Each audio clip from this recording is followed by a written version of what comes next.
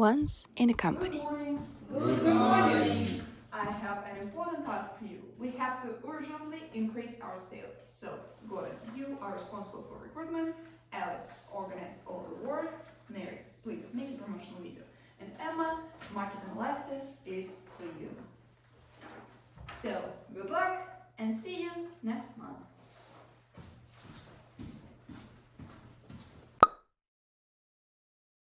One month later. Good afternoon. How's it going?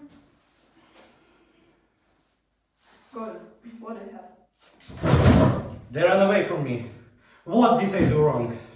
I was trying to talk to them, but they didn't listen to me.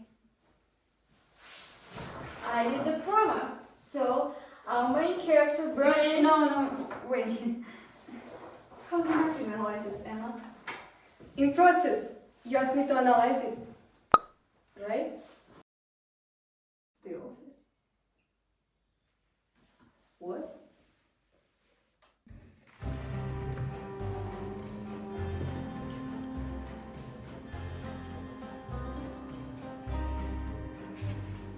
No bad. But you almost missed the most important part. Even a no-brainer knows that the teamwork should be organized by a colleague, like Gordon. He is a leader. He knows how to keep the situation under control and follow the deadlines. What's going on? Mrs. Smith, don't do it. You decrease the IQ of the whole office. Why does our optimistic Emma make reports? She needs to be entrusted with some creative task. For example, developing an advertisement like Mary's task. Because Mary isn't proper for this activity task due to her temper. Mary will get along better with figures, programs and various calculations. She is a very accurate person.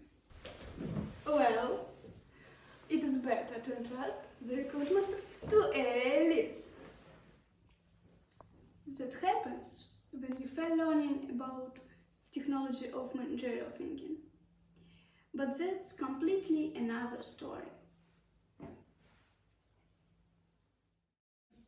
Wow, let's fix it. Gordon, help me organize all the work. Alice, take care of training new staff. Mary, you have to prepare all the necessary documents. And Emma, please, make the promotional video. Good luck. Later.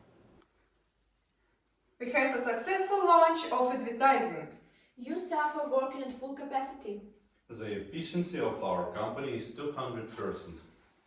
I found and carried all the errors according to the results of the analysis. Why was Sherlock right? What are these temperaments?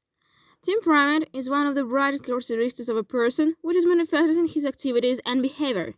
Knowing the temperament of a person, it is possible to predict his behavior in various situations and reaction to ongoing events. Now let's look on our temperaments. The sanguine. The sanguine person is cheerful, quickly orients himself in a new environment, easily switches from one type of activity to another, but doesn't like the monotonous work. In a new environment, a sanguine person manifests himself as an active and energetic person, while routine causes him boredom and lethargy. A sanguine person is a master of establishing contacts. He cannot stand loneliness, and deprivation of communication for him is a severe punishment. He is a generator of ideas. Choleric is emotional, energetic, and proactive. Excitement prevails over inhibition. This is clearly manifested in intemperance, impetuosity, and irritability. He takes on new things with passion, easily overcoming difficulties. This makes him successful in solving Shock's life tasks. The routine causes him a sharp decline. The rise and enthusiasm disappear. Phlegmatic person. Phlegmatic is a calm person, rarely loses his temper, is not inclined to a strong expression of emotions. In his work, he shows thoughtfulness. Phlegmatic has a low level of activity, difficulty switching, and slowness. The slowness of mental process inherent in the phlegmatic does not allow him to act under the influence of emotions and momentary factors. It is impossible to convince a phlegmatic person with emotions in negotiations. He perceives only facts. Phlegmatic ideas are more productive. He is able to overcome significant difficulties on the way to solving the problem. Melancholic. A melancholic is a very gentle person. The most common emotion is sadness. In work, the melancholic is usually passive. Melancholic people are easily vulnerable. They can hardly endure resentment and grief. A distinctive feature of the melancholic is his ability to distribute attention, which is his advantage over representatives of other temperaments. How to work with temperaments. Each of them has its pros and cons. The choleric is well versed in rapidly changing situations, easily switches from one type of work to another. And the phlegmatic, on the contrary, easily copes with long monotonous work, and frequent switching is difficult for him. The melancholic is well versed in the subtle nuances of human experience, but is not sufficiently resistant to stress. The sanguine person deals with stress well, but some superficiality is a characteristic of him. Some tips at work. It is important for a sanguine person to have a work plan to not to jump off without finishing the job. Break the task into short segments and try not to take on several tasks at the same time. The effectiveness of choleric will increase greatly if he sets himself specific tasks, dividing them into parts in order to avoid the monotony of work. And also try to control your speech so as not to offend colleagues with a harsh word. For a phlegmatic, it is necessary to allocate the necessary time in order to change the type of activity.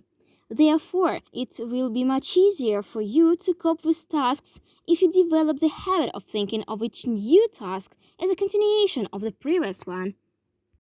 If you are a melancholic, do not strive to do everything perfectly. Remember that the people around you are not perfect just like you. Do not overestimate negative events, thoughts, and evaluations, and trust yourself more. Given the temperaments, you will be able to organize teamwork effectively and make your life and the lives of your colleagues easier and happier. Thanks for your attention.